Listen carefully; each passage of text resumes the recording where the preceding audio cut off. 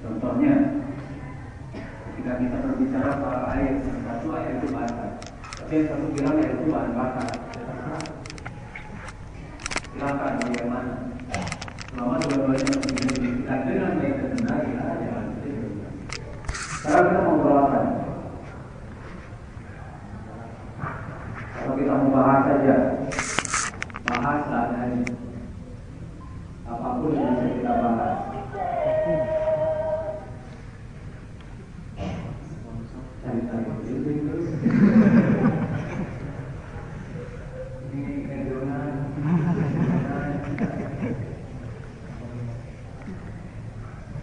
Kalau kemarin sudah dibahas belum tentang yang namanya ini apa?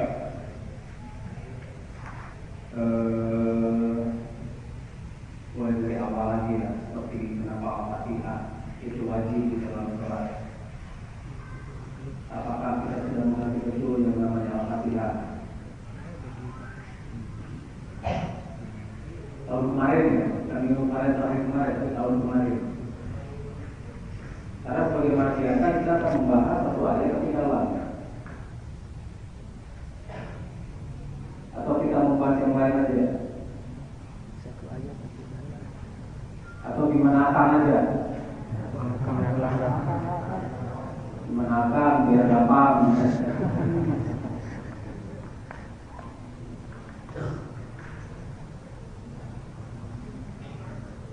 Begini, ini kan bulan puasa,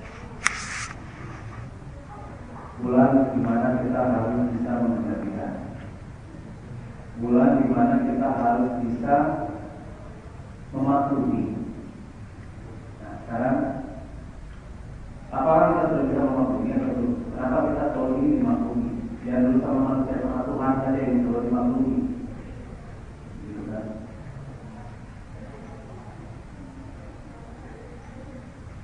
Nah, kenapa kita lebih mematuhi ayam daripada sesama manusia? Kenapa kita lebih suka dan lebih biasa dengan perilaku hewan daripada sesamanya? Karena kita mengerti bahwa mereka itu tidak bisa diapa-apain lagi. Kenapa kita tidak bisa mengerti sama manusia tidak bisa diapa-apain lagi? Contohnya begini, ketika kita membantu orang, kita kalau mereka kita tolong dia kasih pinjaman, atau kita tolong dia dengan penuh pengorbanan kita. Ternyata dia memperlakukan kitanya tidak perlu dengan penghargaan, pukul lutut. Kita teman ini teman, kita boleh tulungan orang lain. Ya, pengumuman. Mereka pukul 4 bisa diberangkatkan karena lewatnya nanti loh. Matiinlah handphone, matiin aja ya. Handphone matikan saja, biar tidak mengganggu. Karena betul-betul terganggu sama interaksi itu. Jadi akan tidak terganggu, jadi saja yang komentar. Jadinya bagaimana? Kereta kan? Handphone lah. Gitu. Rencana. Tapi maklum akan memaklumi karena sering kita lupa. Lupa mematikan di handphone.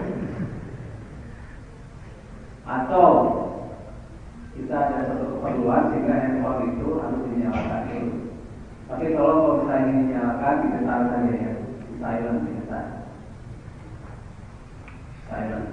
Dan siap-siap saja gelombang elektromagnetik ya, mengganggu yang di sebelah dan mengganggu yang tetangga-tetangganya. Jadi ada juga nanti kartu ada sana sini. Karena elektromagnetik handphone itu mengganggu sistem di badan juga. Lama-lama akan merusak badan dan itu berdampak karsinogen. Jadi wajar kalau misalnya kanker sekarang jadi tambah banyak karena teknologi itu. Jadi kalau misalnya di sebelah Anda ada orang dan kemudian handphone Anda terbunyi, itu elektromagnetik itu mempengaruhi di sebelah. Nanti kalau di sebelahnya itu kena kanker karena akibat handphone Anda, ya siap-siap saja tidak ada lagi minta pertanggungjawab. Dulu juga sama. Ini tuh udah pakai sinokin ya. Terus terang kami juga bawa. Tetapi ada triknya biar itu tidak mempengaruhi. Kalau di lingkungan hari mungkin kalau pakai tangan gede aman. Tetapi kalau diangkat yang bukan lingkungan hari, tiba-tiba handphone ada bunyi di sebelahnya ada bayi, itu sudah cukup. Tadi keluar. Saya keluar. Kalau diketar saja ya diketar saja. Kalau misalnya ada keke, mau ada keperluan dan sebagainya, atau misalnya ada yang lebih penting dari ini ya, apa dinyalakan tapi tolong diketarkan saja. Dan nanti resiko untuk ininya, permanentingnya silakan saja nanti pertanggung jawabannya. Karena apapun akan diminta pertanggung jawabannya. Ya. Kita balik lagi pasal puasa. Nah, lapar nggak ketika puasa? Haus nggak ketika puasa? Terutama haus itu paling mengganggu. Nah, kenapa kita tidak bisa kendalikannya? Kenapa kita sering melupakan makna dari pengendalian ini? Karena ketika Rasulullah puasa, ini contoh dari Rasulullah, puasa itu bukan menahan. Rasulullah tidak pernah menahan, tapi mengendalikan. Karena terkendali semuanya tidak ada masalah. Rasa lapar, rasa haus bisa dikendalikan melalui Islam itu mengajarkan kita untuk berpikiran kuat. Islam itu mengajarkan kita untuk bisa mengendalikan tubuh oleh pikiran. Yang di agama-agama lain itu adalah tingkat tertinggi. Dan kita tingkat dasar. Islam itu sudah diajarkan, puasa itu sudah diajarkan sejak masih anak-anak. Minimal belajar untuk ini dulu memperkenalkan tentang lapar, tentang haus, tentang bagaimana mengendalikan itu. Puasa itu bukan masalah penahanan, bukan masalah menahan. Jadi kalau misalnya Anda diperkenalkan tentang puasa itu adalah menahan, itu salah. Di Islam itu tidak diajarkan untuk menahan ketika puasa, tidak. Tetapi diajarkan mengendalikan. Pengendalian. Kalau ditahan itu pasti jebol. Buktinya Anda sekarang dan kita semua mungkin ya sekarang masih menahan. Kalau menahan, lihat waktu buka. Pasti mungkin yang ini dendam. Pasti makan bisa sampainya perut kita menampung. Padahal Rasulullah itu kalau makan itu berhenti sebelum kenyang dan makan sebelum lapar. Makanya badannya bagus. Hari orang mah can warung mah terusnya. Nah itu bukan ajaran Rasul, ajaran Islam. Nah coba kenapa kita mampunya sampai menahan? Karena kita tidak dibiasakan dan tidak diajarkan sejak kecil untuk mengendalikan itu. Karena kita tidak diberi contoh mengendalikan. Kita tidak diberi contoh untuk melakukan introspeksi dan melihat ke dalam diri kita secara baik dan benar. Kita selalu diajarkan untuk menyalahkan orang lain. Itu. Sedangkan fikih hanya jadi hafalan. Akhlak jadi nomor 2. Kita tuh dibalik ya. Kita tuh diajarkannya dibalik. Fikih nomor 1, akhlak nomor 2. Padahal seharusnya tuh akhlak dulu. Makanya kenapa Luqman mengajarkan pada anak itu siapa Tuhannya? Siapa Tuhannya? Berarti si anak itu diajarkan untuk menyembah siapa dulu. Berarti si anak itu harus mengerti dulu definisi Tuhan itu apa. Sudah tahu kan definisi Tuhan? Sudah. Sesuatu yang disembah dan dipuja, sesuatu yang ditakuti, sesuatu yang diprioritaskan, Dan sesuatu yang mampu membuat kita melakukan sesuatu yang kita tidak sukai itu Tuhan. Oh itu nanti di kamera lagi napal kan? Canda pe kamera agung kan?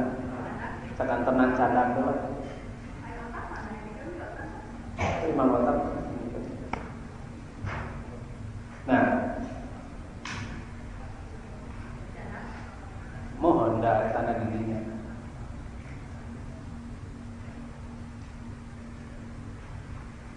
Nah, tadi apa ya?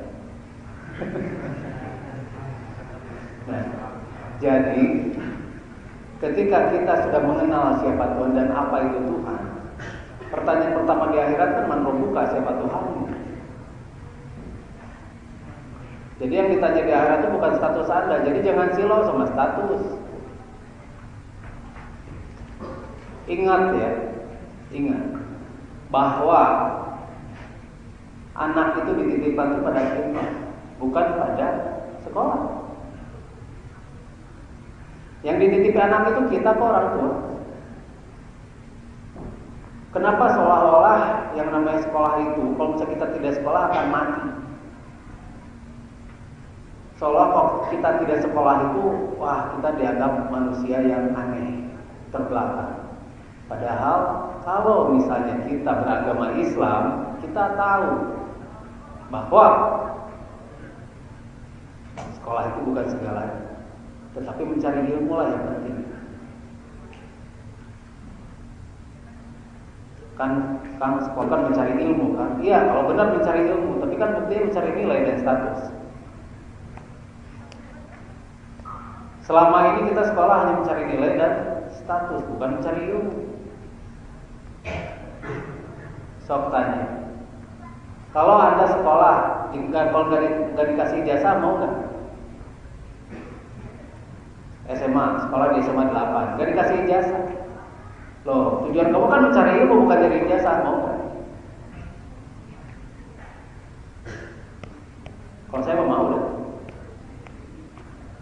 Kan tujuannya nyari ilmu, bukan nyari ijazah. Kan orang Islam tujuannya mencari ilmu, bukan dari ijazah. Nanti bagaimana masa depannya Pak atau Kang? Emang Anda tahu masa depan itu bagaimana? Tahu masa depan? Tongnya nyawana mata itunya. Nanti masa depan anak kita gimana? Iya, saya balik nanya. Tahu nggak masa depan anak itu bagaimana? Siapa tahu besok sudah mati. Ya kan? Yang ditanya bukan ijazah, begitu meninggal bukan. Tapi siapa Tuhan? Dan kalau misalnya kita sekolah, motivasi kita itu adalah untuk mencari ijazah, berarti Tuhannya ijazah. Karena ijazah itu mampu melakukan atau mampu memaksa kita melakukan sesuatu yang kita tidak sukai kan? Suka nggak sekolah, datang ke sekolah capek-capek gitu? Suka kalau gurunya nggak ada kan? Jadi sama teman-temannya ngobrol gitu. Nah itu. Jadi kita harus bisa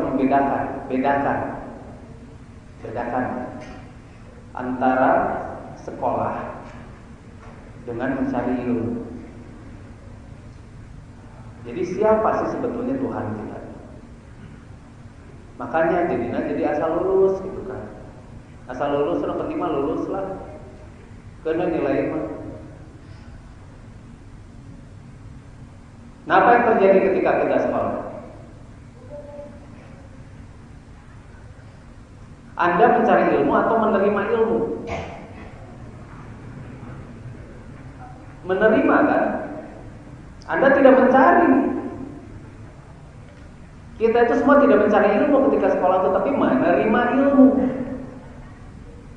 Jadi kita itu dikasih ilmu untuk diplot, nih, kita tidak mencari. Seharusnya kalau mencari begitu dikasih, kaji, benar nggak itu? Benar nggak ilmu yang saya terima itu ada ilmu yang objektif atau ilmu berdasarkan penelitian subjektif?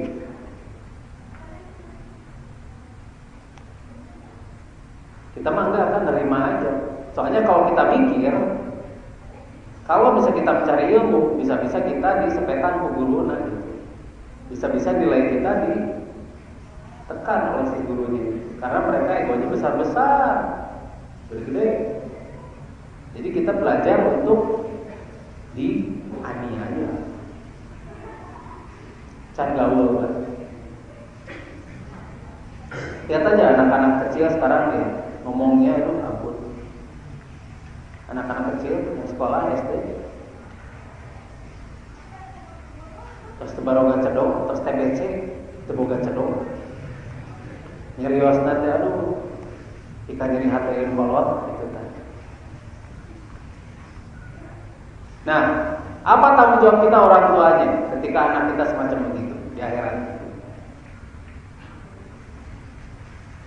Ketika ditanya, nih amanah yang diberikan kepadamu kok jadi begini, kamu apakan? Nah, kumata. Nah, sekarang punya anak. Kita punya anak. Punya anak itu karena apa? Karena apa? Karena Allah atau karena status?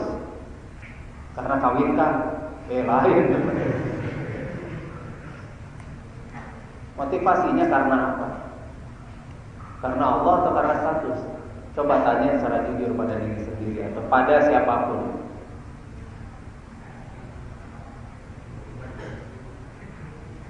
Jujur ya, secara jujur. Pan itu kan siklus kita mah ya. Sekolah, tamat sekolah, kerja, nikah. Kalau enggak waktu sekolah masih nikah gitu. Perlu nikah karena tersekian.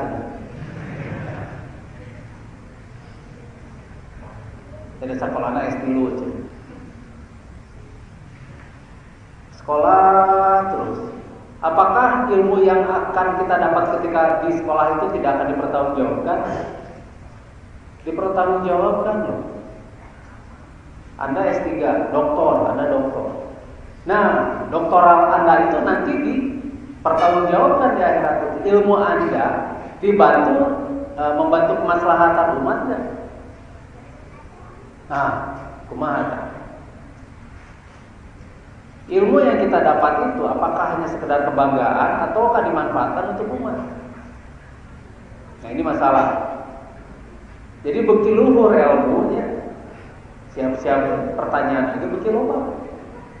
Tetapi makin bodoh kita, makin sedikit ilmu kita karena malas. Pertanyaannya juga banyak. Kenapa kamu malas? Kenapa kamu tidak memanfaatkan akal yang aku berikan kepadamu? Karena kamu mampu. Kecuali kalau misalnya anak itu misalnya ya Down syndrome, atau misalnya dia autis, atau dia ada kelainan mental atau kerusakan mental yang lain, itu lain cerita. Lain cerita. Tetapi kalau untuk yang normal, untuk orang yang normal seperti kita, kayak ditanya di akhirat lah perlu bantuin, tong diajar lah sekalian. Itu lebih berat malah. Karena memubazirkan apa yang Allah berikan pada kita. Kenapa kamu tidak nurut sedangkan kamu normal? Carilah ilmu walaupun sampai ke negeri Cina. Dan kalau bisa kita ilmu sudah dapat, manfaatkan untuk kemaslahatan. Ini kan enggak.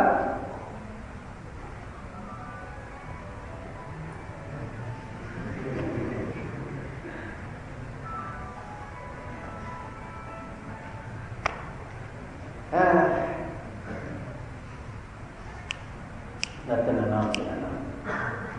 Untung akan mata perlindungan.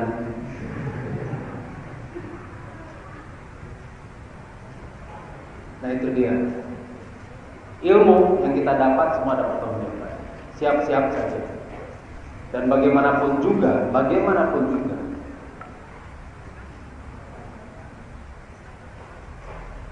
kalau kita mencari ilmu, itu dibutuhkan rasa tanggung jawab yang tinggi pula. Jadi ada dua tanggung jawab. Tanggung jawab kita mencari ilmu dan nanti dipertanggungjawabkan. Hesek jadi jelema teh hesek. Pama khalaqtul jinna wal insa illa liya'budun teh hesek. Susah. Tadi sholat? Ya gitu sholat. Sholat itu dalam loh maknanya. Atau hanya ritual sholat? Tadi ritual sholat dengan digitukannya nggak enak ya. Apakah tadi Anda sudah sholat? Nah itu mah baru sholat. Apakah tadi Anda sudah melakukan ritual sholat? Nggak enak kan ya? Biasakan nanti dibegitukan oleh saya. Dan biasakan nanti di kalangan hikmatul iman, di kalangan HI mendengar kalimat itu. Tadi sudah melakukan ritual sholat.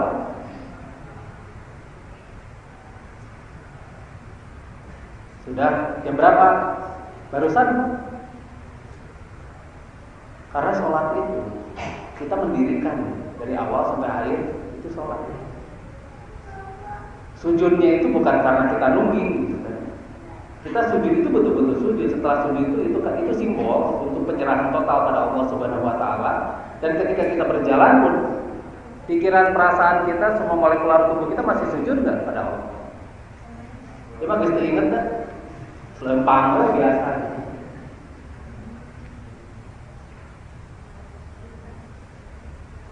Makanya kan perintahnya dirikan sholat itu bukan laksanakan. Makanya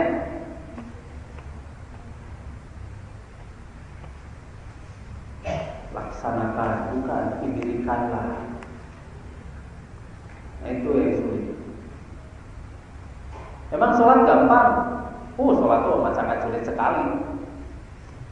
Susah sholat itu, tapi ritualnya mah gampang. Cuma ada jurus dan mantra. Ya, jurusnya ruku, terus jurusnya sujud. Jurus dan mantranya mah mudah banget. Emang itu yang dinilai oleh Allah? Cik atuh. Nah, coba mengerti. Diajarkan nggak? Sejak dulu sholat yang benar itu bagaimana?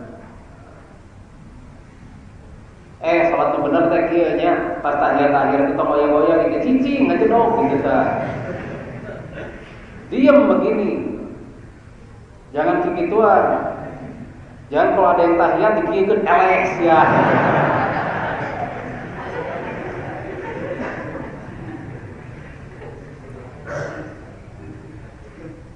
Nah, terus ketika duduk di antara sujud, ulah emok cabok. Yang benar. Bukan begitu. Itu simbol. Semuanya simbol. Sebelum sholat tadi wudu dulu kan ya? Nah, biasakan sebelum sholat tadi ritual wudu dulu enggak? Ngerti enggak toharoh itu atau bersuci? Jadi bukan babasuhan ya, pakai tisu babasuhan, pakai tisu basah bersih. Karena wudu itu bukan bersih, wudu itu adalah toharoh atau bersuci. Jadi simbol. Ketika tangan kita itu dibasuh oleh air, itu simbol untuk mencuci tangan kita, menyucikan tangan kita itu bukan cuci tapi suci. Menyucikan tangan kita itu agar tidak melakukan hal-hal kotor. Hal-hal kotor itu dalam tanda kutip, bukan kokorobetnya, atau bukan dia nyotanen gitu kan, atau nyingsing tapi terdilap pikirannya di cowok. Bukan begitu. Itu bukan hal kotor, itu hal geuleuh yang dimainkan.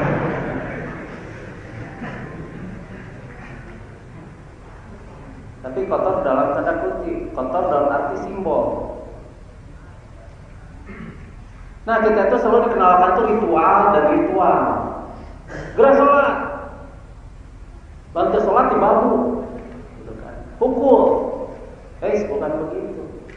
Kita dulu yang harus dipukul kalau tidak memperkenalkan sholat yang benar pada anak. Karena kita disuruh itu mendirikan, bukan melaksanakan. Sekali lagi mendirikan. Berarti kalau mendirikan dari awal sampai akhir sampai kita tidur itu tetap dalam keadaan ya sholat. Itu adalah simbol pasrah. Ketika ruku itu ada tahapan. bahwa memang segala sesuatu itu bertahap di dunia itu. Meskipun saja kita sujud kita itu pada Allah itu ada tahapannya juga kan. Nah, sekarang di SMA masih pelajaran agama masih ada? Pelajaran agama masih ada? Masih? Asli? Asli?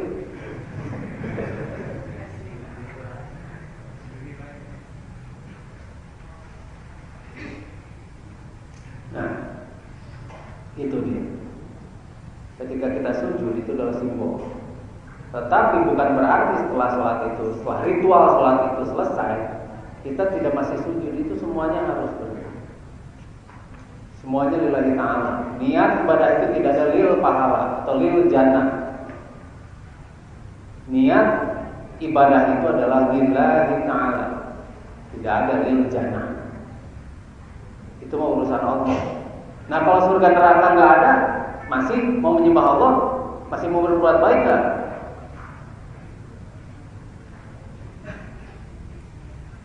Pertanyaan, kalau misalnya surga atau neraka itu nggak ada, yang ada hanya Allah, masih nggak kita mau menyembah Allah? Ya, masih terakhir ada di luka nah hati. Nah, dekat dua detik namanya. Kalau bisa motivasi kita itu karena surga, berarti sudah lil jannah. Berarti Tuhan kita itu bukan Allah. Tipis ya. Tipis. Kalau lil pahala, berarti Tuhan kita itu bukan Allah. Tipis ya. Karena selama ini kita diperkenalkan itu selalu pahala, selalu surga, selalu bonus-bonus yang akan kita terima kalau misalnya kita melakukan ritual, bukan melakukan sholatnya.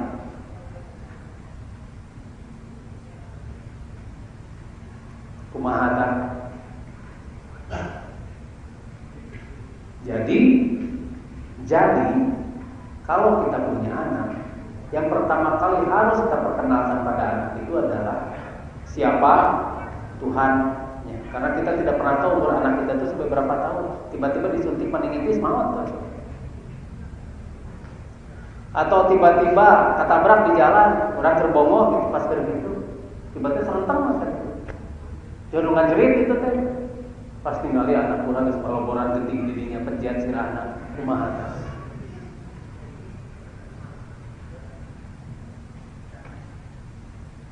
Tragis nggak? Enggak. Hal semacam itu tuh biasa.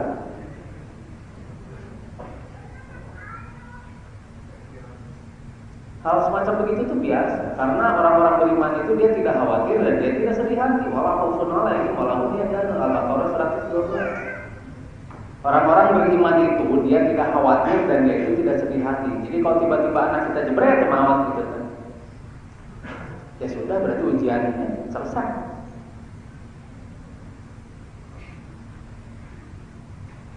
Tetap kita sudah mengenalkan Tuhan belum ke anak kita. Kita mengajarkan anak-anak itu terikat kebendaan atau enggak? Orang lagi barang setik kain-kain gitu, itu jangan diajarkan pada anak itu, jangan. Karena yang namanya benda-benda ini itu semuanya adalah ujian dari Allah. Harta dan anak adalah ujian. Kalau rezeki, uang rezeki bukan. Harta rezeki enggak? Uang rezeki bukan.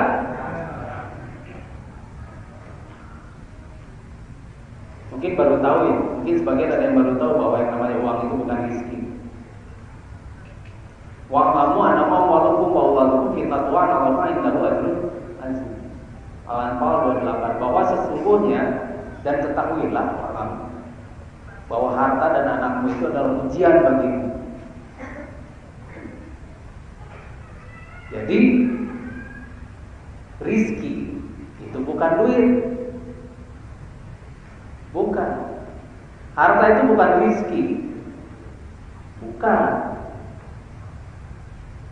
Jadi yang namanya harta itu adalah cobaan. Sewaktu-waktu bisa hilang, Dan kalau hilang, harusnya kita bersyukur. Cobaannya itu dicabut, mantep. Begitu hilang, langsung nangis-nangis, meraung-raung, berdumpak, diem.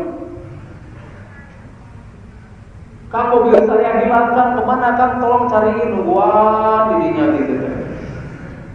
Pan ngariweukeun gitu teh. Padahal cek Kang saya di dokter. Gampang Kang nyerios gitu. Ya memang gampang nyerios gitu mah. Memang hese nyerios gitu. Itu gampang. Gampang bisa nyerios gitu.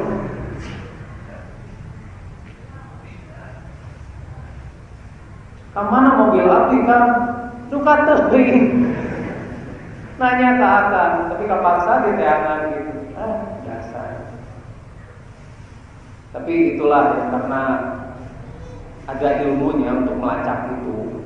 Tapi berhubung ilmunya itu hanya sekedar melacak, dan mungkin ini kan yang namanya pencurian itu ada sindikatnya, ada sindikasinya. Jadi ada orang-orang yang memang sengaja dia bekerja sama dengan oknum-oknum. Jadi pencurian itu lancar. Jadi sudah biasalah, sekarang sudah jamak, barang hilang teh sudah sajalah, semoga bermanfaat. Kan susah begitu kita ya, ikhlas itu susah ya. Karena selalu kita itu ingin senang. Loh Kang, itu manusiawi kan? Lah. Manusiawi itu apa? Jangan kita menutup kelemahan di balik kata-kata manusiawi. Banget gak beda atau satu sama lain. Ya, kalau kita wajahnya sama semuanya, nah itu baru manusiawi. Boleh pukul rata. Iya mah banget beda, kelakuan beda, kahayang barareda gitu kan. Segala barareda kunaon dipukul rata. Kenapa kita tidak bisa menerima perbedaan sedangkan banget lagi beda gitu kan. Justru kita tidak akan bisa akur dengan yang beungeutna sama gitu nya. Dijel panggil aja beungeutna sarua maneh saha? Maneh saha?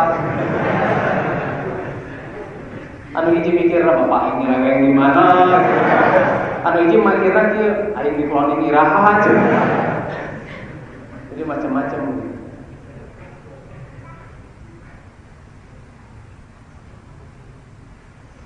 Nah, disitulah sebetulnya ya. Yang main itu adalah permainan pikiran, yang main itu adalah pikiran kita. Jadi ketika kita puasa, ketika kita sholat, ketika kita melakukan hal-hal yang seharusnya dilakukan dengan dasar ikhlas, itu ternyata pikiran kita itu mengganggu. Makanya kenapa setan itu minal jin nanti wan nas. Setan itu adalah jin dan manusia. Jadi setan itu sifat evil. Di sini kuncinya. Makanya suruhan berpikir itu jauh lebih banyak daripada suruhan ritual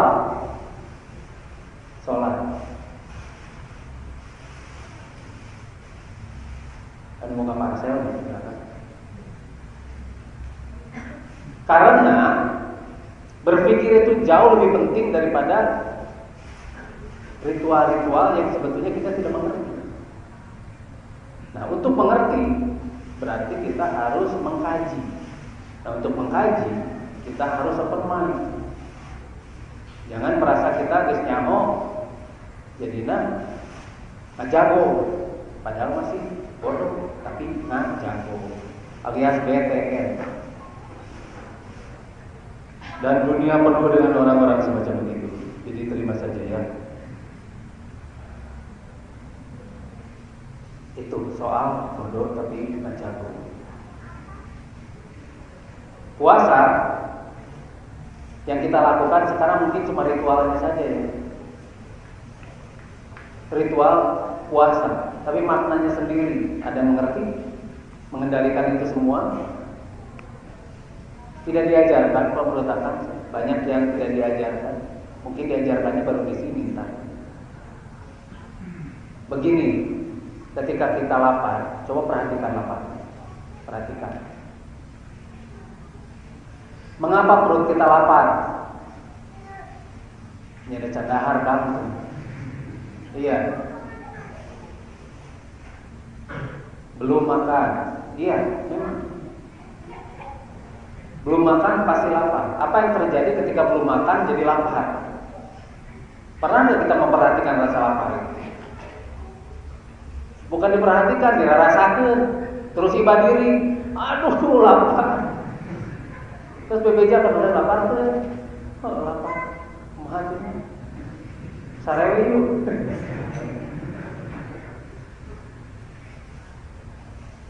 Coba perhatikan lapar. Apa yang terjadi pada tubuh ketika kita lapar? Perhatikan coba. Kang begini perhatikan begini lapar kan, lain begini.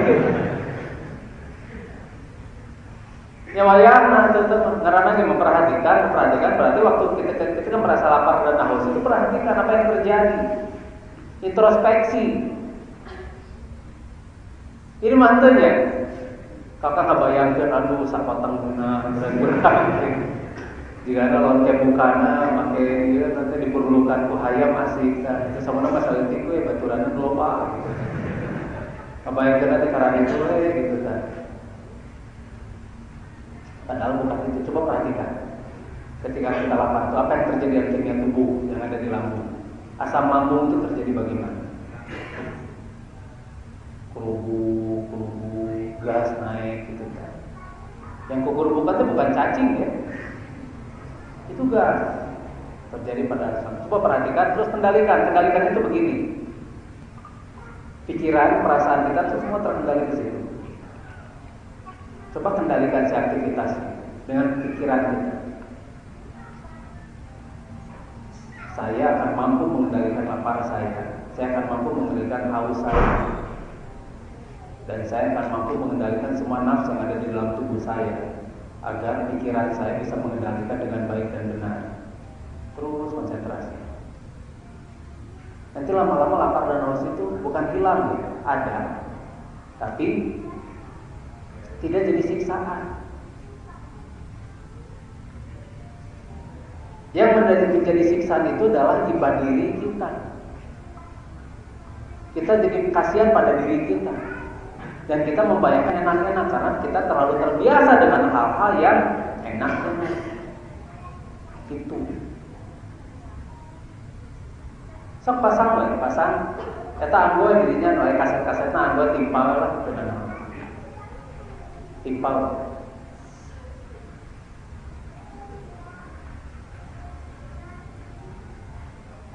Tuh nu biasanya pengna tuh. Tunggu kamerawan pas saya. Biasanya peng.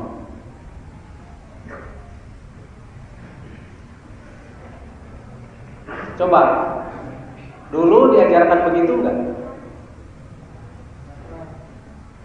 Dulu banget diajarkan dengan cara begitu. Kemudian setelah sampai sekarang masih enggak itu dilakukan kalau misalnya mereka diajarkan. Kendalikan, mengendalikan. Bukan menahan, ya mengendalikan. Kendalikan, jadi badan itu kendalikan. Masih karena salah pakainya enggak apa-apa. Terus kendalikan. Si lapar itu kendalikan. Kerupuk, gitu. Rasakan dan terus kendalikan. Gitu. Tapi di sana kita sudah melalui suatu proses belajar pengendalian fisik. Belum pengendalian jiwa. Nanti lama-lama kita akan mulai ke tahap-tahap selanjutnya. Jadi puasa itu enak nanti. Makanya kenapa ada orang di India itu dia tidak makan, tidak minum selama puluhan tahun lempeng-lempeng. Karena apa? Kuncinya pengendalian. Yang dibutuhkan badan itu adalah energi dan dari makanan. Energi. Kalau energi cukup, nah terus jadi pegang lah tukangnya. Jadi pegang pisan, binaran kawan. Binaran kawan maloba atau beberapa gila jika emo gitu kan. Jika emo. Binaran kawan jika kolintang dia kolintang. Jadi halus tuh kumaha tuh kan salah wae. Dan halus mah yang sedang-sedang saja lah.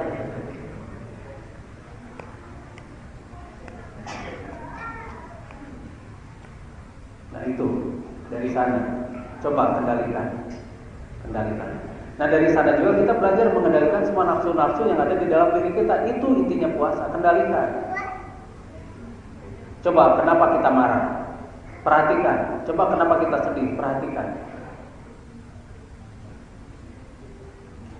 Ternyata lapar itu enak. Lapar itu enak, haus itu enak.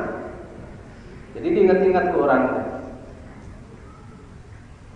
Nggak enak kan? Kalau itu enak mau ingat-ingat, mau dirasakan. Enak loh itu. Sehingga ketika balas dendam, karena enak itu kita membayangkan balas dendamnya. Enak dirasakan itu enak. Jadi kendali kan dirasakan. Kayak bukan yang hidup, bukan cuma enak. Pas rek buka, bro kemuran. Dulu jam. Ini gue duit gitu.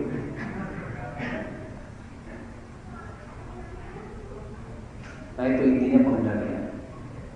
Jadi bukan menahan. Sekali lagi bukan menahan. Islam itu mengajarkan mengendalikan, bukan menahan. Tapi kita sering lupa, atau mungkin belum diajarkan bagaimana yang sebenarnya.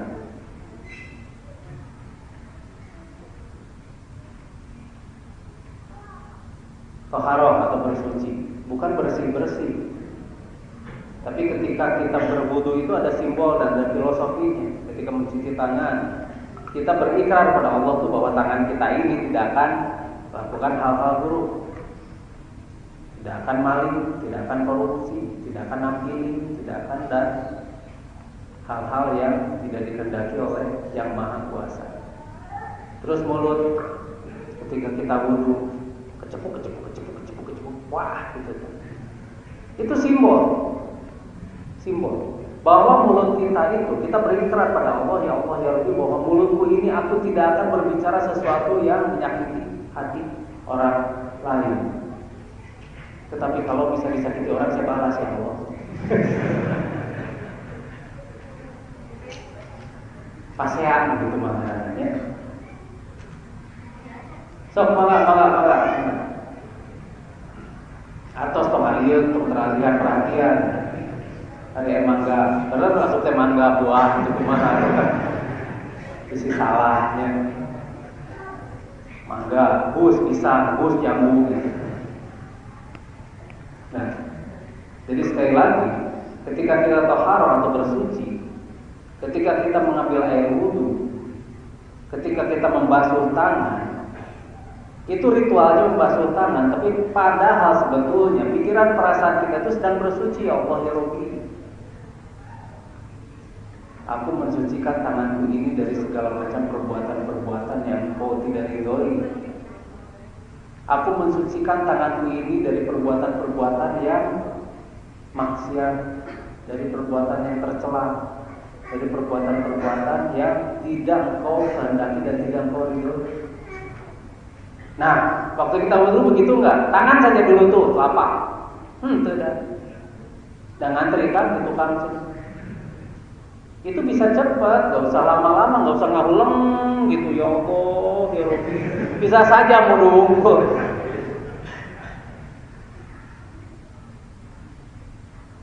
Di tukang geus ngalaluare bisa 1 jam itu dulu, tapi itu bisa dalam keadaan cepat. Karena ini badan dan pikiran, mindset. Cepat gak apa-apa, tapi satu ingat, ikrar kitanya ketika bersuci itu bertaharah. Kemudian kumur, ya Allah ya Rabbi, aku tidak akan menggunakan mulutku ini untuk hal-hal yang tidak Kau ridhoi. Aku akan hanya mengeluarkan perkataan-perkataan yang baik dan benar dari mulutku ini.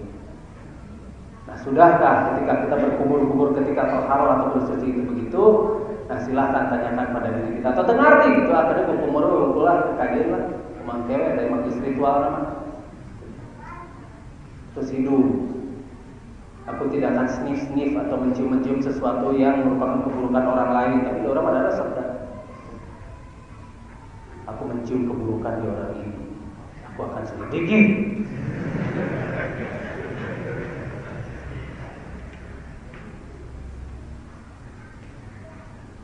Terus wajah, muka, kesukaan muka.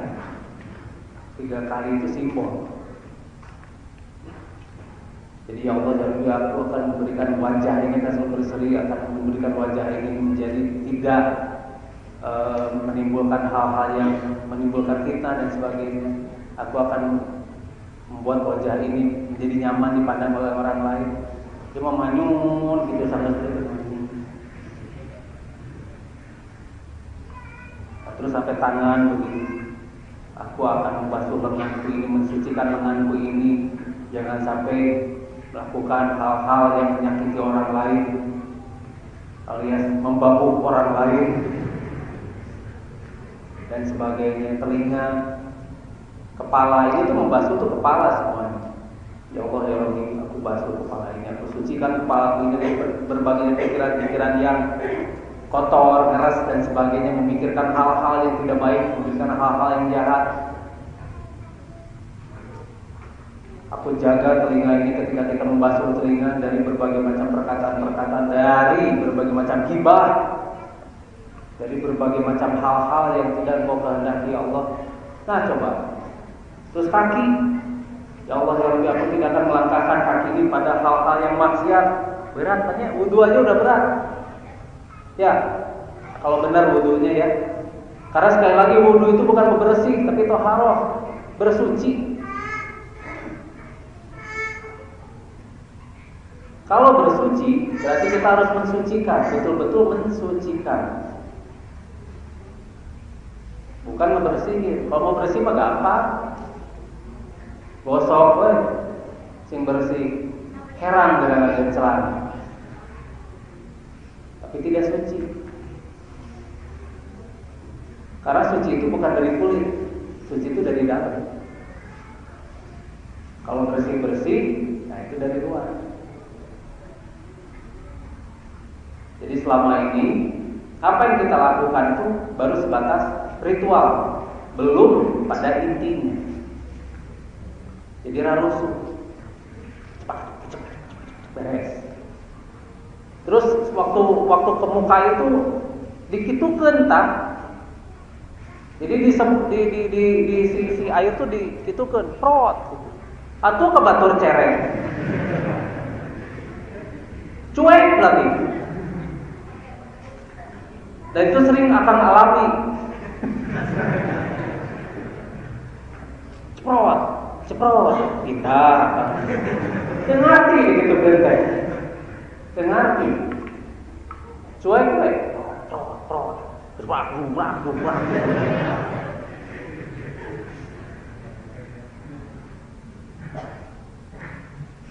Terus iya, cerot. Terus gitu tadi kepet. Aduh, cekeng teh, cekeng teh. Kepret gitu teh. Cuek gitu teh, padahal baru lumpang. Gitu teh. Soalnya kakak kebayang kene beungeut lagi.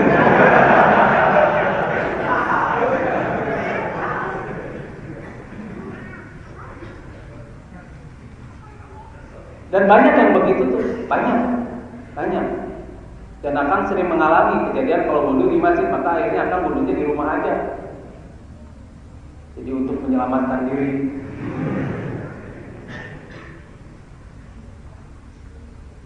Nah, apakah yang begitu? Apakah mereka itu tidak diajarkan oleh guru-gurunya? Apakah mereka tidak diajarkan oleh orang tuanya? Dan kalau tidak diajarkan oleh orang tuanya, bagaimana nanti pertanggungjawaban orang tuanya di akhirat? Nanti diajarkan juga pada anaknya. Nanti anaknya akan ajarkan juga pada anaknya lagi. Begitu seterusnya. Sampai turun temurun. Karena kalau turun temurun itu level 1. Paling 3 keturunan. Kalau turun temurun mah sudah terus seperti Duracell. Jadi dosa itu seperti piramid. MLM dia, multi level. Dosa. Tapi amal juga begitu, multi level. Karena biasanya amal itu kita tularkan pada orang lain. Tapi ingat, amalan yang ikhlas. Yang dinilai itu yang ikhlas, bukan yang penuh pamrih. Sekali lagi, bukan yang penuh pamrih. Terutama pamrih surga, terutama pamrih pahala. Semuanya ibadah itu adalah lillahi ta'ala. Tidak ada ibadah lil pahala, tidak ada ibadah lil jannah. Semuanya lillahi ta'ala. Jadi tidak ada yang namanya untung rugi, tidak ada yang namanya ya Allah awas ya untuk diberi surga. Bisa gitu begitu Allah. Jadi protesnya itu dengan tidak sholat lagi, buat apa? Protesnya itu tidak dengan kita melakukan hal-hal yang diperintahkan Allah lagi. Dan akan sering berhadapan dengan orang-orang seperti itu. Begitu apa yang dia mau tidak diberikan oleh Allah, begitu hidupnya gagal terus, pada Allah itu menggembleng dia dengan penuh tenaga dan menyenangkan hati. Akhirnya dia menyalahkan Allah. Saya tanya, sejak kapan Allah jadi kacung kamu? Sejak kapan Allah bisa kamu suruh-suruh? Cicing sadiki di urusan air. Cicing mah untuk nama sedikit nanti.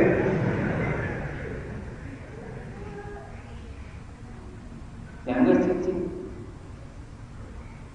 Ya udah saya diam. Udah saya cuekin aja. Karena percuma, nanti egonya yang muncul. Kalau misalnya kita beri dia nasihat dan dia tidak minta nasihat pada kita, nanti egonya yang muncul dan pasti mereject. Jadi kita mau urusan orang, mereka neraka kasurnya, mau urusan orang, mereka perlu campur. Oke, itu orang yang bercendol, saya buka.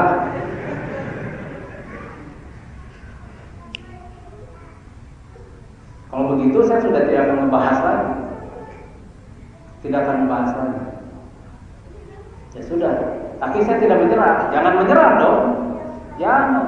Ketika Rasulullah dilempari juga kan, Rasulullah tidak menyerah pada mereka. Waktu di mana itu?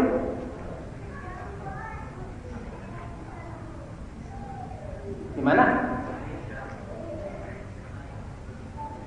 Dekat Anwar. Iya, jadi Taif. Jadi waktu dilempari, letak, Rasulullah kan kuat. Jadi cuek, so pilih kulit ayam apa yang tipisna, urat kawat lalu wesi. Cek malaikat kumaha Rasulullah bagikan bayi gunung ini ulah. Soalnya kalau dibalikin gunung mereka beak, orang dakwah kasaha gitu kan. Kata Rasulullah kan begitu kan ya. Saya mau dakwah ke siapa kalau mereka habis? Pasar saya habis dong. Jangan, biarin aja. Toh saya kuat kok. Soal hinaan itu mah mindset, gimana pikiran kita. Yang namanya perasaan terhina itu ini diajarkan.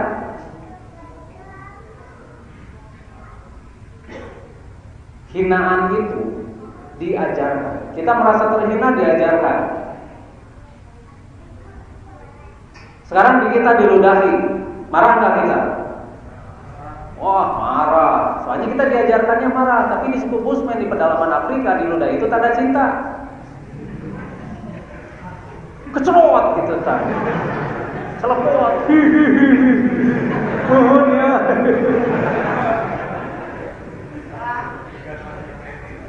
Iya. Nih aku juga cinta kamu.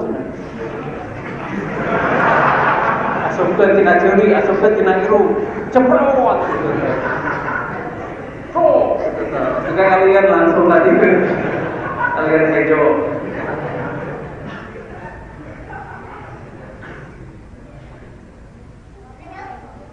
Nah, semacam begitu. Itu diajarkan mindset, penghinaan itu diajarkan, marah, benci, sedih itu semua diajarkan. Karena marah, benci, sedih itu enak. Kan sudah diajarkan kan oleh akal ya bahwa marah, benci dan sedih itu enak, makanya kita ngulang-ngulang terus. Seperti makan durian, enak, pasti ngulang-ngulang terus. Tetapi kulit durian tidak enak, ingat henteu pannya. Iya. Kulit durian tidak enak, makanya kita tidak ingat-ingat. Karena tidak enak. Tetapi duriannya enak, yang di dalamnya daging duriannya enak, jadi kita ingat-ingat. Marah itu enak, makanya kita ulang-ulang terus di sini. Karena enak, membahasnya juga enak. Kalau tidak enak, tidak akan dibahas. Begitu kan logikanya. Stres itu enak, karena kita bahas terus. Kata siapa stres itu nggak enak? Enak, makanya diingat-ingat terus yang kita sebelum nanti. Hal-hal buruknya terus selalu diingat-ingat. Enak. Coba yang tidak enak. Hal-hal yang tidak enak itu pasti tidak akan kita ingat. Tetapi kita sering tidak bisa membedakan antara hal yang tidak enak dan yang enak. Itu masalahnya. Dan kita suka membohongi diri kita sendiri untuk hal-hal yang semacam begitu. Yang enak mana, yang tidak enak itu yang mana. Marah, wih enak bisa. Enak marah. Eta jelema. Enak kan? Enak. Kalau tidak enak mau ada orang mau apa-apa. Sama. Ya kayak kulit durian aja nggak enak mau dimakan kan? Ya. Nah begitu kita itu suka bikin pembenaran karena ingin terlihat baik di mata orang lain. Manusiawi kan? Beda saya jeung dirinya begitu beda. Kalau nyebut-nyebut manusiawi lah, dirinya mah makan sama itu. Jadi saya tuh manusiawi nya anu sabar.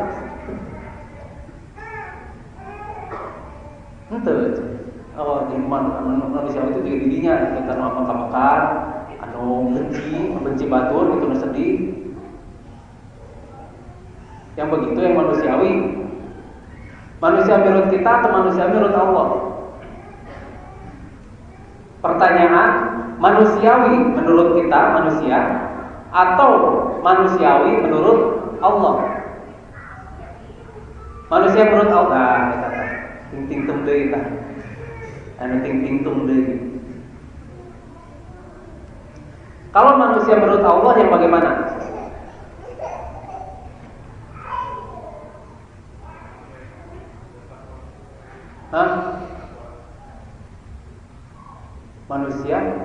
Manusiawi menurut Allah yang bagaimana? Yang suka marah-marah bukan? Bukan ya. Ya. Kayak Rasul ya. Waktu kemarin anjing hilang, marah ya. Marah ya sebentar, sampai sekarang dendam gitu ya. Marah cuma sebentar, marah saya masih sisanya dendam. Saya ingin mencit eta jelema nu nyopot eta anak urang yang berupa eta gogo.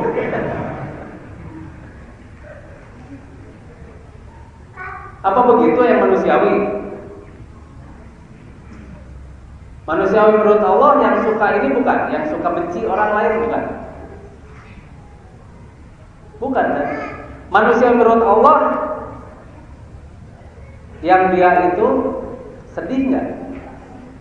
Anda suka sedih? Kenapa? Ayo. Ya sedih itu bagian dari emosi.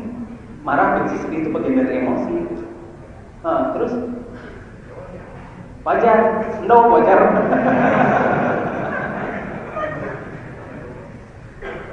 Kita menganggap wajar, tapi kenapa Allah menganggap itu tidak wajar? Coba.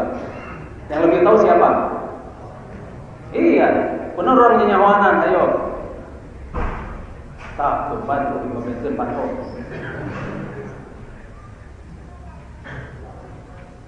Kenapa kita merasa lebih tahu diri kita daripada Allah? Kata Allah, wala khaufun 'alaihim wala hum yahzanun. Orang-orang beriman itu dia tidak khawatir dan dia tidak sedih hati. Itu manusiawi menurut Allah. Kita masih suka khawatir enggak? Tidak manusiawi menurut Allah mah. Karena manusia menurut Allah adalah mereka yang tidak khawatir. Masih suka sedih kan? Tidak manusiawi menurut Allah. Ya, karena dibahas juga nanti karena dirinya. Tara, kita mah sibuk dalam memaklumi diri sendiri itu ya geningan. Memaklumi dan ingin selalu dimaklumi. Padahal menurut Allah, jadikanlah sabar dan sholat sebagai penolongmu. Itu adalah perintah. Definisi sabar apa? Sabar. Diam aja. Bukan ya. Definisi sabar itu adalah konsisten. Konsisten pada satu hal yang memang itu untuk mengendalikan diri kita agar menjadi lebih baik. Makanya kita bisa mengalahkan pasukan yang besar itu dengan sabar. Itu kata Allah. Karena kita konsisten, kita berperang itu konsisten. Dia melihat situasi dan kita tidak mundur, konsisten terus berstrategi. Terus tidak bisa di sini dari sini terus konsisten. Akhirnya pasukan yang besar itu bisa dikalahkan hanya dengan sedikit orang. Sabar.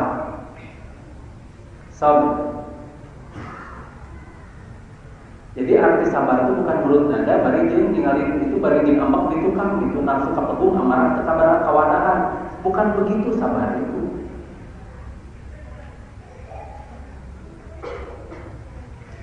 Itu mah nahan amarah. Tapi sabar yang sesungguhnya adalah konsisten pada hal-hal yang memang diperintahkan Allah pada kita. Kalau Allah menyuruh kita untuk tidak marah, tidak benci, tidak sedih, itu konsisten, itu sabar. Ini didefinisikannya di sabar hati, ulah ngambek. Bukan begitu, bukan. Makanya kenapa? Karena definisi sekarang salah, kita melaksanakannya dengan salah. Umat Islam jadi begini kan, jadi lemah.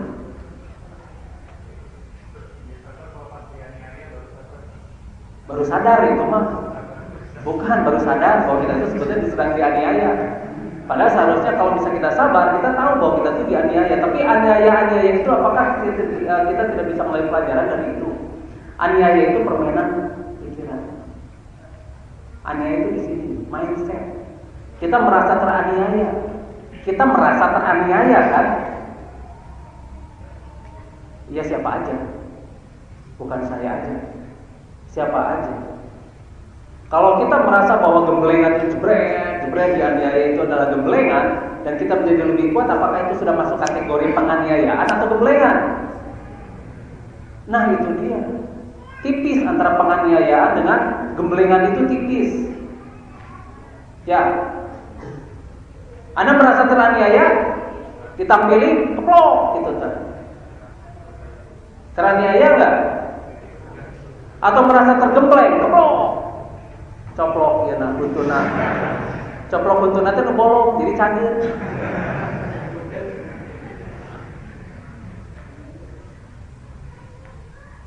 Urang mah juga plok buk gitu. Tancan geus kamaling tadi ini geus kieu tadi. Kang hukum kisos Kang tampilin deui. Iya, betul. Tapi kita nampilin tong jeung emosi itu nampilin iseng. Kalau nampilin iseng itu penganiayaan. Tapi kalau nampilin kedaruran kerja buntu terus anu bolong terus kalau misalnya tampilin jadi cager teh beda. Anda merasa teraniaya enggak oleh dosen-dosen Anda? Merasa teraniaya enggak oleh guru-guru Anda? Ya itu mah selamat kalau merasa teraniaya, wilujeng we. Tetapi selamat juga kalau misalnya Anda merasa digembleng oleh mereka. Silahkan pilih, itu pilihan. Bagaimana kita berpikir teraniaya atau digembleng? Itu dua hal itu aja dulu lah. Jebret mobil orang teh ketabrak. Dan yang nabrak nanti cuek kan deui. Bret, mundur deui, maju deui mah nanti jadi orang eueuh gitu.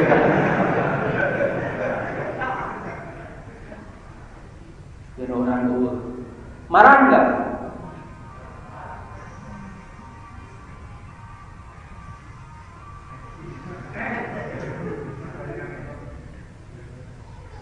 Marah nggak? Wajar nggak kalau marah? No, wajar mah saya. Ya kalau misalnya tidak mau kena resiko itu, kenapa kita punya mobil atuh? Ya. Kan resiko punya mobil mah pasti ketabrak, kalau itu ditabrak gitu kan ya. Kalau itu orang nabrak. Terus tidak semua orang kan boga cedonya. Yang terkena penyakit TBC kan tadi teu boga cedok. Tidak punya tata krama. Jebret, kabur teh nah ketakutan, kabur. Dia takut disuruh mengganti. Akan pernah kejadian begitu. Waktu kita di traffic light, dia kan lampu merah. Tiba-tiba dari belakang jeduk begitu tadi tabrak Jimny. Kerbobogohan, gitu main di tengah jalan gitu ya. Akan turun terus biasa gitu. Dekok, coba mercy, bodas dulu. Dekok. Tapi Akang itu tidak menunjukkan wajah marah, itu sok ke pinggir lah. Akang pengen tahu tanggung jawab dia bagaimana. Pas begitu ke pinggir, karena ngalangan jalan, dipajukan ke depan, sok maju ke depan, maju dikit. Terusnya maju, kabur. Ya sudah. Itu resiko punya mobil kalau nggak nabrak jadi tabrak. Dan kita melihat, Akang tuh melihat hawa kepengecutan orang itu. Dia takut mengganti, dia takut takut dimarahi, dan dia tidak mau bertanggung jawab. Berarti yang salah siapa, orang itu atau orang tuanya yang dididik? Gitu. Nah, kenapa orang tuanya tidak bisa mendidik anak untuk bertanggung jawab? Yang salah siapa? Akinanya. Akina. Takutnya Akina itu bisa mendidik itu salah salah. Nah, itu dosa itu multi level, hati-hati. Karena yang dari bawah itu karena kita salah didik, karena kita tidak bisa mendidik, siap-siap saja ditumpuk kalulur. Nanti saling menyalahkan ke atas. Pengadilan akhirat berat. Berat pengadilan akhirat. Dan tim Allah itu jauh lebih banyak daripada kita manusia. Mereka masih dan dengan nurut 100% pada Allah. Kesian kurang. Gitu kan. Nah, sudah. Begitu mah hampuraeun. Terus mobil tabrak dari belakang, pakai ada motor tabrak, jebret gitu, leher gitu kan. Terus tinggal itu nanaon cuma acting ya sudah tinggalkan dulu. Dan orang ditabrak. Maksudnya mah teteh karena orang turun pantona muka anu nyokot di bibir. Disangkanya Akang tidak tahu trik yang semacam begitunya. Yang kedua antep paling dekok betul mobil mah tinggal bener teh. Kemudian mainnya geus nabrak, geus ngagoler. Tapi kurang dicuekin, dia gendong namanya. Teman-teman lagi kan gitu kan, jelema kunaon. Dan itu sering terjadi begitu. Tapi itulah resiko hidup. Kenapa kita tidak mau menerima resiko-resiko ketika kita punya barang? Kenapa kita tidak siap dengan kehilangan barang-barang itu? Karena semua barang-barang itu adalah ujian, bukan aset. Ya salah kita sendiri kenapa menganggap barang-barang itu adalah aset. Jadi kita nggak terima kalau barang yang kita punya itu hilang. Padahal segala-galanya inna lillahi wa inna ilaihi raji'un. Inna lillahi wa inna ilaihi raji'un. Hati-hati. Yang datang dari Allah akan kembali pada Allah. Ya orang mah bukan anak-anak. Kenapa kita terikat pada kebendaan? Kenapa kita terikat pada anak? Kenapa kita terikat pada istri, pada rumah dan sebagainya? Enggak, itu semua milik Allah, itu semua ujian. Dan sewaktu-waktu pasti hilang. Sudah tahu lah itu mah, tapi kenapa tidak bisa dipraktekkan gitu? Anggaran gendong leungit gitu. Kenapa begitu? Karena tetap di dalam hati kecil kita, di dalam pikiran kita yang paling dalam, kita merasa memiliki benda-benda itu. Kita selalu merasa memiliki, kita selalu merasa menghak dari benda itu. Padahal kata Allah, semua yang datang dari Allah akan kembali lagi pada Allah.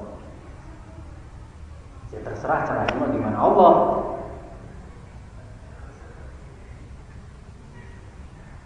Cuma semua benda yang kita punya ini semua ada pertanggungjawabannya nanti jika isinya teh sampai anak-anak kita tuh berdoa pada Allah, ya Allah berikanlah pakaian pada wanita-wanita yang ada di laptop ayah saya.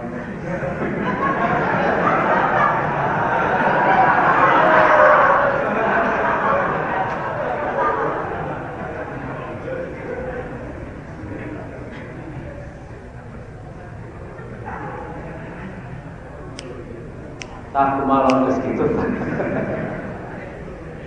Didoakan tapi terus didoakan ku anak-anak katanya. Didoakan ku anak. Biasanya doa anak mah diijabah gitu kan. Dijulungi teh paling nanti kabeh. Salah nak kulit atau kena virus. Vektor sia.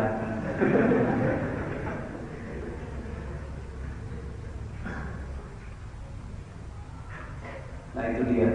Jadi sekali lagi, jangan sampai kita terkecoh oleh permainan pikiran kita sendiri. Jangan menganggap wajar sesuatu yang Allah Subhanahu wa taala tidak anggap itu wajar.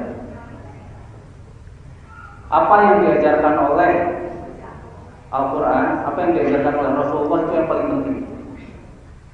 Bukan pelajaran-pelajaran budaya yang kita dapatkan sekarang. Bukan. Agama adalah aturan gawe manusia. Ingat ya, agama aturan gawe manusia. Terserah mau diakronimkan, terserah. Tapi yang jelas kirata ya teman, kira-kira tapi nyata.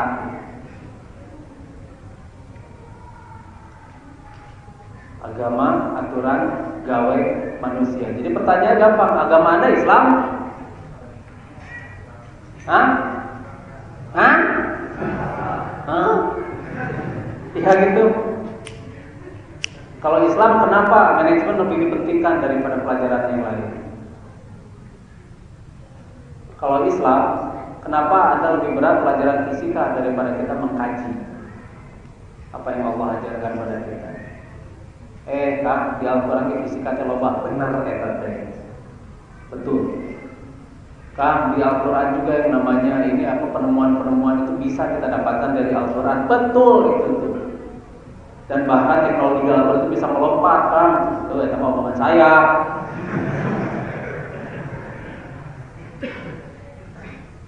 Mau dapat murid akal ya gitu.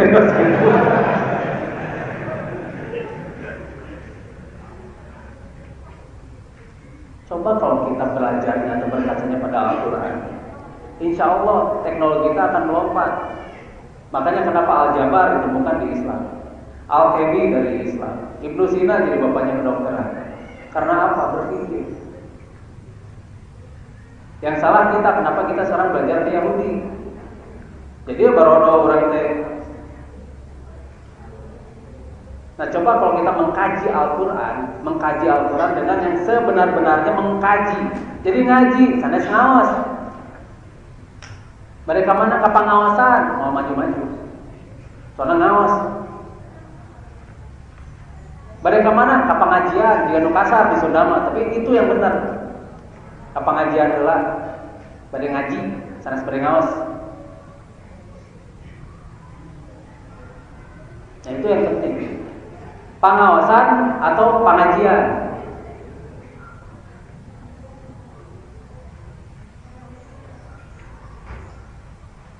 Pertanyaan penting.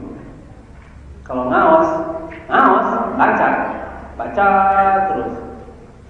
Tapi kita tidak mengkaji apa yang kita baca. Itu yang membuat umat Islam jadi mundur sekarang. Jadi hafalan Al-Quran, jadi hafalan, bukan kajian. Ini yang jadi mundur. Kamu bisa bikin pupuk, bagaimana cara penelitiannya kapan? Yaitu bukan di Al-Quran ayat ini, nggak ada yang begitu ya? Nggak ada. Nah coba bukan di Al-Quran surat An-Nur ayat 45. Di sana dikatakan dan sudah bagi bimain. Mungkin yang ngedengerin lagi bingung. Biasanya bukan di buku biologi, nah kan biasa gitunya dengan gagahnya. Bukan di buku biologi halaman berapa, di sana dibahas tentang yang namanya mikroba. Bukan hasil penelitian profesor doktor ini. Coba baca hasil penelitian dari Amerika, gini. Bangga ngomong gitu tadi. Dan bangga bahasa Sunda mah beda. Bangga bahasa Sunda mah susah. Dan dengan bangganya ngomong gitu. Coba kalau gini. Buka Al-Quran surat An-Nur ayat 45. Di sana dibahas tentang daba timimai, yang melata itu dari air. Kita akan kaji airnya itu seperti apa. Ternyata di melata itu, yang melata yang terkecil itu ternyata mengandung berbagai macam protein-protein yang kita kenal dengan DNA, asam deoksiribonuklein. Nah, terus teliti dari sana mikroba tersebut bisa kita rubah menjadi mikroba-mikroba yang lain karena kita ada khalifah mil'at. Tetapi ada teknisnya, yaitu kita menggunakan kimia organik.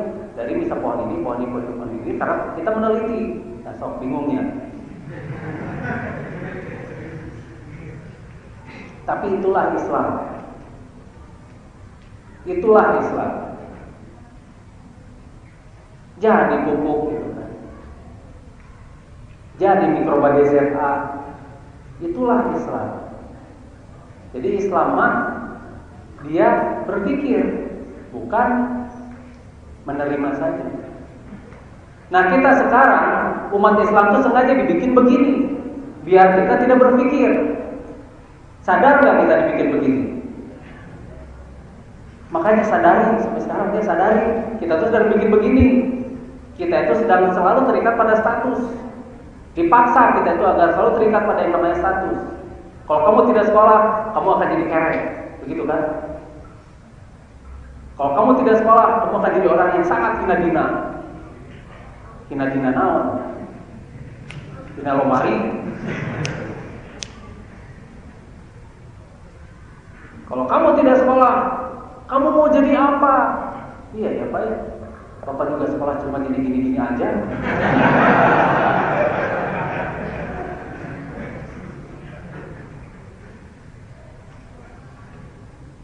Maksudnya saya sekolah biar jadi seperti Bapak begitu?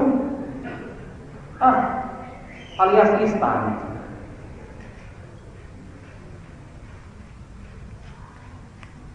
Bagi ngamuk kemudian bapaknya gitu kan.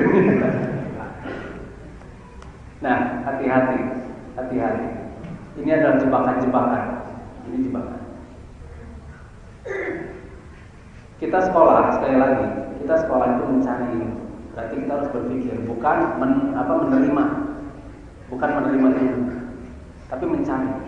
Berarti apa yang kita terima itu harus kita cari inti dari pelajaran itu sendiri. Nah, ini mungkin yang selama ini tidak diajarkan di sekolah-sekolah, karena guru-gurunya mungkin mereka pegawai yang jadi guru, bukan guru yang jadi pegawai. Kalau pegawai yang jadi guru, dia pasti berpikirnya untuk rugi. Akhirnya CBSA akan dipakai kan ya, cara belajar siswa aktif, tapi prakteknya cul barudak sina arulin. CBSA kan, iya, cul barudak sina aranteng atau arulin, bukan cara belajar siswa aktif. Kan harusnya kan cara belajar siswa aktif, jadi kita yang aktif, mencari ilmu namanya. Nah kalau sudah begitu untuk apa sekolah di yang begini?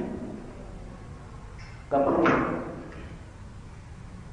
Tapi berhubung kita masih terikat yang namanya budaya, bahwa sekolah itu masih adalah status yang harus lebih penting daripada agama kita, ya pilihan. Silahkan pilih itu banyak.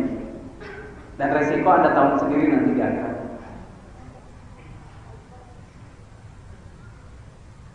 Makanya kenapa saya tidak menyekolahkan anak saya, karena akan nanti tidak akan mampu ditanya di akhiratnya. Kalau misalnya dilepaskan begitu saja, karena Allah memberikan tanggung jawabnya itu pada akal, bukan pada sekolah. Nah, nanti bagaimana kita dipertanggungjawabkannya di akhirat? Pertanggungjawabannya ditanya ke Allah. Kunaon anak tadi pasrahkeun ka batur, pan kula teh berena ka didinya. Kunaon dibikeun ka batur tuh jadi kitu tuh. Anak maneh teh.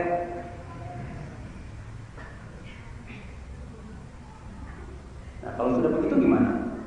Apa pertanggungjawaban kita? Apa jawaban kita? Paling minta ampun.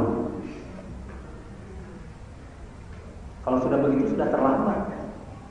Segala sesuatunya sudah terlambat. Kalau sudah di akhirat.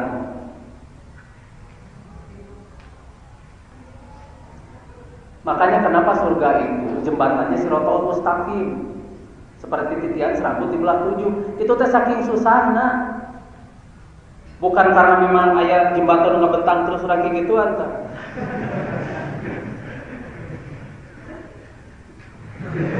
Enggak. Bukan begitu.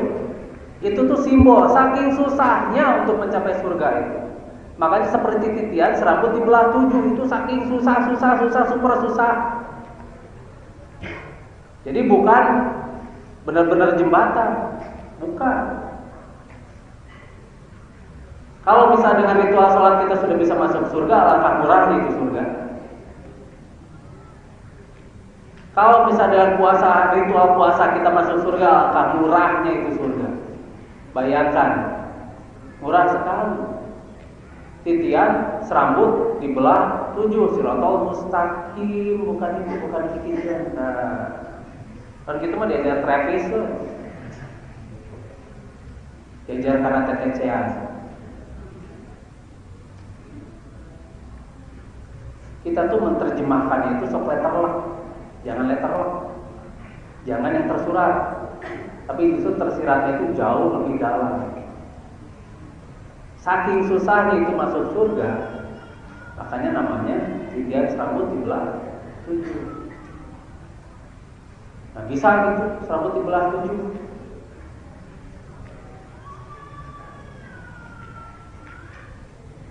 Bisa kan? Rambut buta, rambut hulek, rambutnya segede ijukan. Jadi jangan diartikan secara tersurat begitu. Agama itu adalah simbol. Banyak sekali simbol dan lambang-lambang di sana.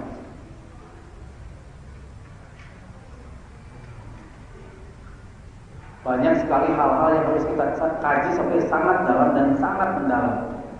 Makanya tafakur dan tatafakarun, berpikir dan memikirkan.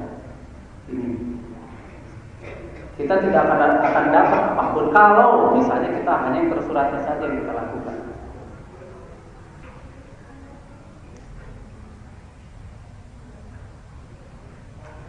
Masih senang dipuji? Masih? Berarti Al-Fatihah Anda masih parah.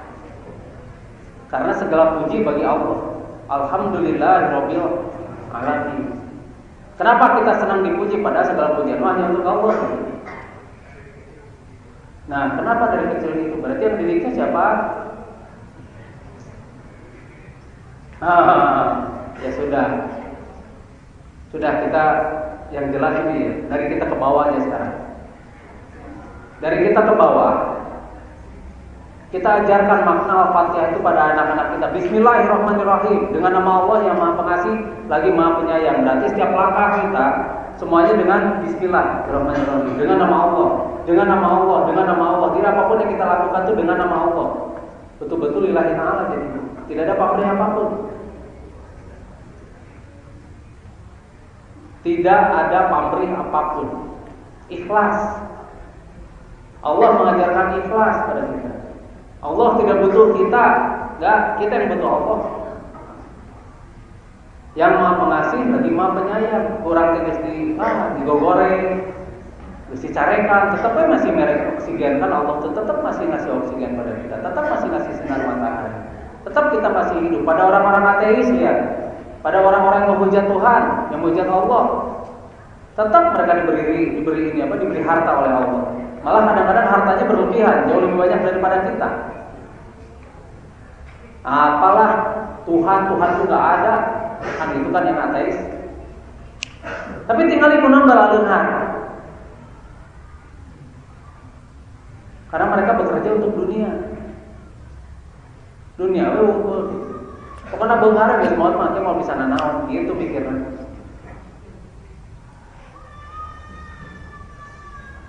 Kalau kita mah kalau dunia itu akhirat itu nanggung kita di tengah. Jadi no dunia itu gitu kan. Akhirat pomo.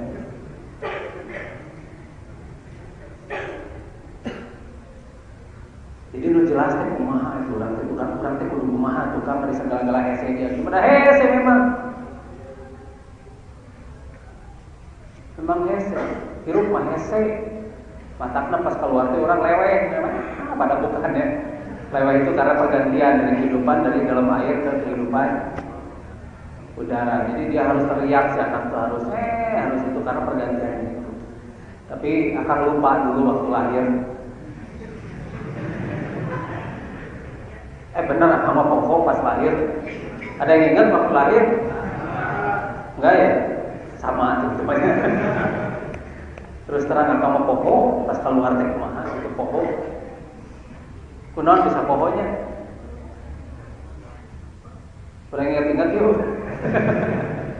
Hipnotis. Jadi si sel-sel otak teh si memori yang di dalam tuh bisa dimunculkan deui. Antum lah capek gitu. Capek orang jadi canggel karena sana di pas berkira sebenarnya beren pohon kan gitu. Nah, jadi setelah tadi kita membahas tentang puasa dan ternyata yang selama ini kita lakukan masih ritual puasa. Kita membahas soal sholat dan ternyata yang selama ini kita lakukan masih ritual sholat. Nah, kita mau berubah nggak?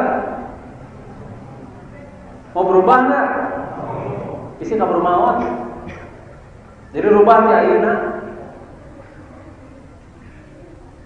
Jadilah manusiawi berdasarkan kacamata. Ya Allah mah cuma kacamata. Berdasarkan Allah. Ya. Ya gitu. Tong nyawanan serius. Jadi iblis kan menyamar Allah. Iblis suka menyamar Allah. Waktu Syekh Abdul Qadir Jailani juga suka didatangin itu. Abdul Qadir aku Allah percaya apa mau mungkin. Hati-hati. Suka menyamar jadi Allah dan itu suka datang pada pertapa-pertapa. Pada orang-orang yang kehilangan pegangan, mereka suka datang. Suka seolah-olah memberikan wangsir, ilham, suka seolah memberikan yang namanya bisikan-bisikan. Ternyata orang yang dibisikinya itu punya kelainan jiwa namanya skizofrenia.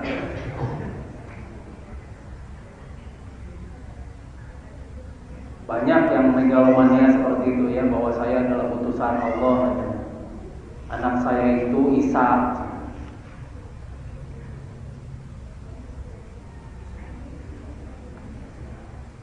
Ya contohnya Lia di Amirul itu Lia Eden. Dia merasa menjadi utusan. Atau siapapun itu. Hati-hati. Karena tipis. Mau kita berubah sekarang? Oh mau. Iya mau tapi bariin kalian suka hesek gampang we lain apa. Mengendalikan itu jauh lebih susah daripada menahan. Jauh lebih susah. Karena dari mengendalikan itu sendiri akan muncul kekuatan-kekuatan baru yang tidak pernah kita duga sebelumnya. Kekuatan yang tidak pernah kita duga. Kekuatan yang mampu mengendalikan segala sesuatu.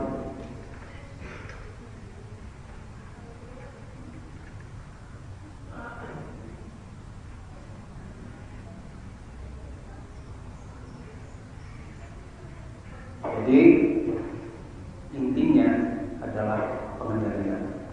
Karena semua yang berhubungan dengan marah, benci, sedih dan sebagainya itu berhubungan dengan yang namanya budaya dan mindset. Jadi kalau misalnya kita diajarkan untuk tidak takut, kita tidak akan takut. Karena takut juga permainan pikiran. Marah itu permainan pikiran juga. Benci itu permainan pikiran juga. Sedih itu permainan pikiran juga. Yang menurut Allah tidak manusiawi adalah kita jangan dikendalikan oleh permainan pikiran semacam begitu. Karena itulah yang membuat kita menjadi lemah. Benar kan ya? Waktu kita marah, apa yang terjadi pada tubuh kita? Ketika kita marah, itu akan muncul enzim. Enzim namanya triptofan hidroksilase. Triptofan hidroksilase.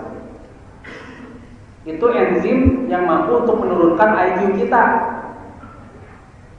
Satu, IQ jadi turun. Sok ya lagi marah bisa mikir tuh. Ente hayangna ngadeg banyak. Iya. Itu bisa mikir. Hayangna teh ngadeg dilampiaskeun. Terus triptofan hidroksilase itu dia mampu untuk mengganggu fungsi hipotalamus. Jadi kimia tubuh kita menjadi terganggu. Keganggu tak. Kemudian triptofan hidroksilase itu dia mampu membuat amigdala kita menjadi lebih agresif. Saya tata dorongan ngabacok teh tina amigdala. Dorongan ngadeg serta tina amigdala. Jadi di tubuh manusia itu ada daging. Apabila daging itu baik, maka orang itu baik. Segumpal daging ya. Segumpal itu bukan segede tidak disebutkan kan ukurannya ya. Disebutkan bahwa ukurannya saos 1 kilo, 2 kilo. Itu kan tidak disebutkan begini di dalam tubuh manusia ada segumpal daging, berarti 1 kilo. Itu kan. Tergantung bangsanya, kurang sedikit enggak apa-apa. Kalau dia orang itu diam terus kasih makan, dagingnya itu akan membesar terus. Seperti daging angsa. Itu ngebahas ya tahu terus. Tidak disebutkan segumpal daging itu sebesar apa. Tapi daging itu bukan hati, karena di sini hati itu tidak punya prosesor. Hati itu penghasil gluten, aselerator mitokondria. Nah, segumpal daging itu adalah amigdala. Jadi apabila daging itu baik, kita akan jadi baik. Apabila daging itu jelek, maka kita akan menjadi jelek.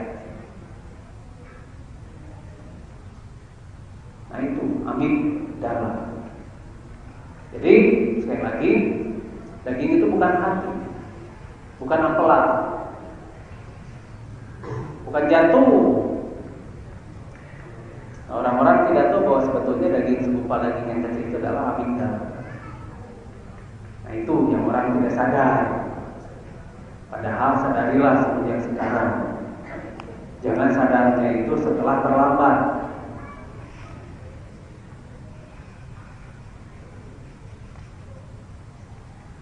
Kita membuat seolah-olah yang masih semacam begitu itu bagus. Kita bikin indah, kita bikin bagus. Padahal Allah itu mengajarkan, mengendalikan semuanya itu bukan apa-apa, untuk kebaikan kita juga. Jadi jangan rusak ajaran Islam dengan budaya-budaya seperti tadi. Wajar kan kita marah? Wajar kan kita benci? Wajar kan kita sedih? Wajar cek saha? Cek Allah mah wajar geuningan. Ya. Iya. Tapi hese narima we anggar. Tenan naon pelan-pelan ya. Tapi intinya sudah dapat. Intinya kita sudah tahu dan intinya kita sudah dapat, tinggal jalankan. Jalankan mah. Dan insya Allah bisa dirinya. Dan Allah mah sudah menyuruh. Allah itu sudah menyuruh, sudah mewajibkan malah. Masih insya Allah kan. Kita menyalahkan Allah kan. Jalankan saja, jalankan. Soal hasil akhir itu urusan Allah. Iya, benar. Hasil akhir itu urusan Allah. Soalnya belum tentu kan waktu kita menjalankan dengan baik dan benar, tiba-tiba meteor datang, beletuk kan di bolong parat gitu. Saya mau tuh orang, insya Allah mau. Soalnya si rata leungit tentu. Memang orang cybernetic organism. Nah, Ar-Rahmanir-Rahim, Maha Pengasih lagi Maha Penyayang. Nah itu tuh Rahman dan Rahim itu ada di dalam diri kita. Tapi sering kita tidak munculkan karena tertutup oleh ego dan selalu berpikirnya untuk rugi. Jadi orang mau bager ke batur ikut bager ke orang atau entah gitu tak. Ya kan kita sering berpikirnya begitu ya. Saya itu baik ke orang lain. Saya itu baik ke orang lain. Jadi orang lain itu harus baik dong ke saya. Jangan begitu dong, gitu kan. Wah, itu sudah hitung-hitungan. Bukan Rahman dan Rahim lagi, cuma ego.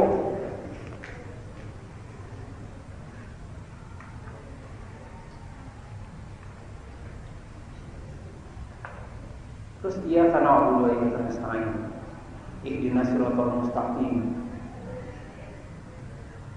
Sebetulnya yang namanya inti doa itu kita mohon petunjuk pada Allah untuk jalan yang dikehendaki oleh Allah. Itu aja udah cukup.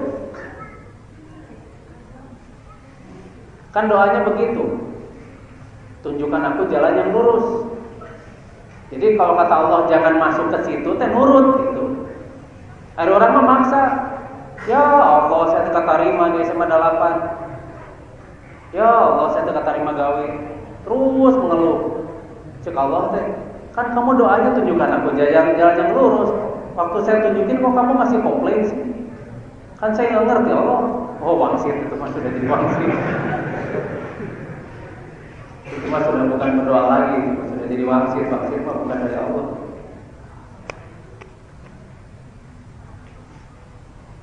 Kan doa kita itu tunjukkan aku jalan yang lurus. Berarti kalau misalnya jalan kita selalu mentok hatinya, mentok hati hasil didinya, karena Allah itu menunjukkan kita jalan yang lurus, bukan di situ jalan kamu, sok cari lagi, begitu kan? Nah, itu cantik, rasa rayakan tak tinggalin hansak itu, oh itu tuh saklar.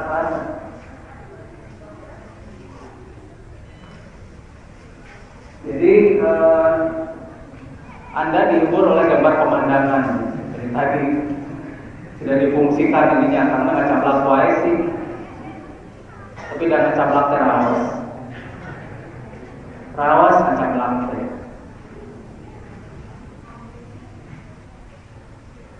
Jadi tidak sadar sekarang sudah jam 6 kurang 24.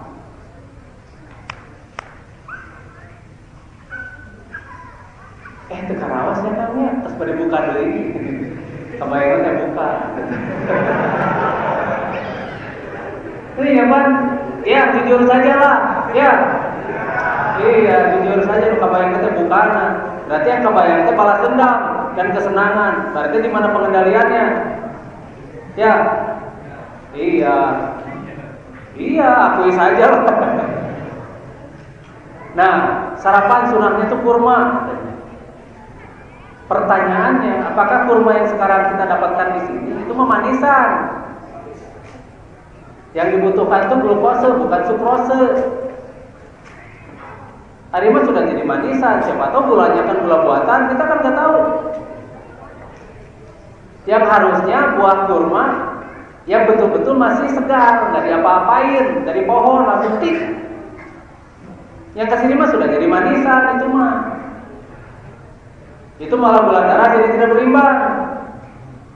Silakan 2 gelas. Jadi bukan kurma yang selama ini di sini, bukan. Kurma yang asli masih ada batangnya, masih belum diapa-apain. Kurma matang pohon. Itu yang benarnya. Yun jangan kan itu. Kang hese begitu mah tukang dina aya ge mahal. Jadi mahal tuh soalnya importir di urangna masih can siap dari Marasiko atau belum di tengah jalan. Itu masalahnya.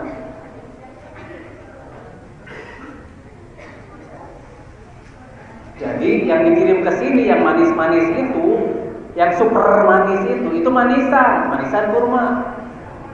Bukan itu yang dikehendaki, bukan itu ya, kade itu teh, bukan yang begitu. Itu mah sukrosa, bukan glukosa. Yang kita makan tuh harusnya kurma yang glukosa. Cukup, jadi pas. Makanya sehat. Ya mah awalnya kurma, celebek. Gula darah naik anjlok langsung. Makanan jadi itu sehat, gitu kan? Jadi itu sehat. Baru tahu ya? Iya. Pasti baru tahu. Karena Allah.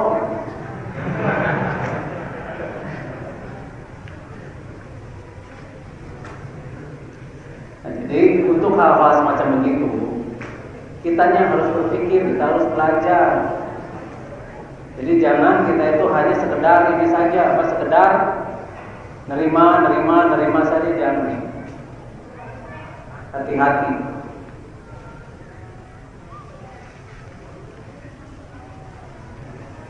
Pernah coba kurma yang ini langsung dari pohon? Aduh, hanya kalau akan ke boga. Coba kalau akan boga, pasti dibagikan lah, misalnya minimal biji atau misalnya cukup biji setengah-setengah gitu kan, sakit dia lewat. Enak loh.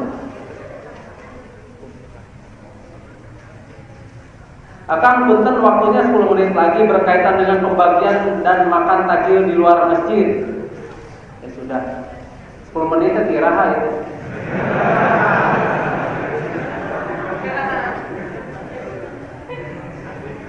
Menit tadi berenya, jadi sudah selesai berarti sekarang itu berenya. Ya, tidak apa-apa. Nah, jadi sekali lagi, tadi puasa yang kita lakukan itu baru ritual puasa. Sholat ternyata yang kita lakukan itu baru ritual sholat. Dan banyak sekali ritual-ritual, wudu dan sebagainya baru yang kita lakukan itu baru ritual.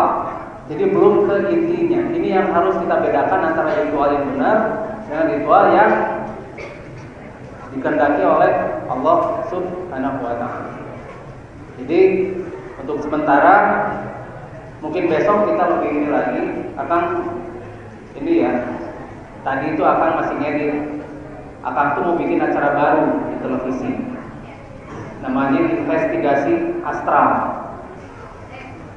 Jadi investigasi astral itu nanti kita bongkar rahasia-rahasia dukun gitu. Rahasia mirah delima itu bagaimana, tipuan-tipuan mereka, makanya nanti mungkin banyak dukun yang bangkrut, yang belum tikar.